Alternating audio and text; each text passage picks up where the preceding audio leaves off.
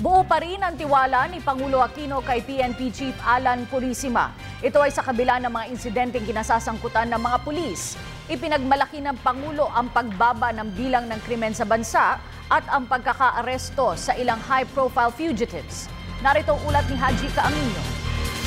Nananatiling buo ang tiwala ni Pangulong Aquino sa pamunuan ni PNP Chief Director General Alan Purisima. Sa kabila ito ng mga insidente ng kidnapping at iba pang krimen kung saan sangkot umano ang mismong kapulisan na dapat sanay mangangalaga at poprotekta sa taong bayan. Ayon sa Pangulo, sa ilalim ng pamumuno ni Purisima ay nadadakip at nasasampahan na ng kaso ang mga sospek na sangkot sa krimen. Nabalita na naman po ninyo na ang ilang mga personalidad na pinaghahanap ng batas ay nahuli na. At ngayon ay nag-aabang sa piitan para humarap sa mga kasong nakasampa sa kanila.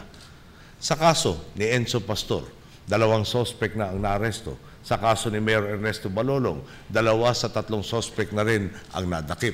Sa pagpaslam sa hotel chain owner na si Richard King, nahuli na ang 3 sospek habang pinaghahanap ang natitirang isa. Idagdag na rin po natin, nakapiit na rin po sina General Rubito Palparan at ang mag-asawang Champson na leader ng NPA. Pinuri ni Pangulong Aquino ang pagbaba ng bilang ng krimen sa Metro Manila. Nanawagan din ng Pangulo sa taong bayan na huwag basta-basta maniniwala sa mga kumakalat na text messages o impormasyong wala namang basehan. Kitang-kita rin po ang pagbabago sa mga numero. Si pinakahuling datos, ang dating 31 kasong homicide kada linggo sa National Capital Region, bumaba na sa 20 kada linggo. Nakakadesmaya nga po kung minsan.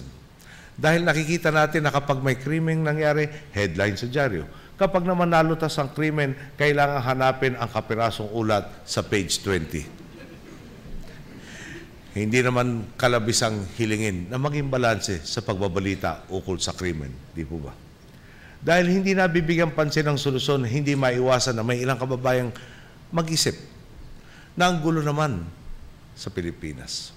Nakakadagdag pa nga po sa agam-agam ang sadyang pagpapakalat ng mga balitang wala namang basehan.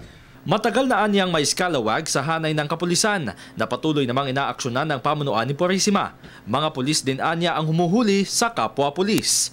Dagdag pa ni Pangulong Aquino, malaki na ang ipinagbago ng imahe ng kapulisan dahil sa transformasyon hindi lamang sa kagamitan at pag-aalaga sa mga pulis kundi sa kulturang namamayani sa sistema. Ngayon ay hindi na anya tinatantanan ng pulisya ang mga sospek hanggat hindi nadadakip habang mas sistematiko at siyentipiko na ang pangangasiwa sa mga lugar na dapat tutukan. Inatasan na din ng Pangulo si DILG Secretary Mar Rojas na palalimin pa ang pag-aaral sa mga nakakalap na datos at palawakin ang saklaw ng mga programang nagtatagumpay. Kahapon nga po, pinagbibitiw sa isa pahayagan sa pwesto si General Alan Purisima na pinuno ng PNP. Dahil daw may mga skalawag sa kanyang hanay. Tanungin ko lang po, ngayon lang ba lumitaw ang mga skalawag sa ito o ngayon lang ba nagkaroon ng skalawag sa ating pong serbisyo?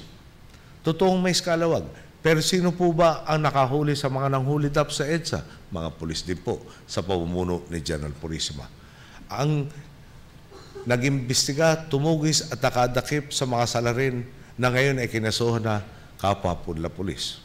Dagdag pa po dyan, ang sari-sari pang mga krimen na nalulutas kasama na ang mga high-profile na pagpapaslang. Tanong ko po, makatwiran po bang pagbitiwin sa pwesto si General Purisima na namumuno sa mga pulis na ginagawa ng mahusay ang kanilang trabaho?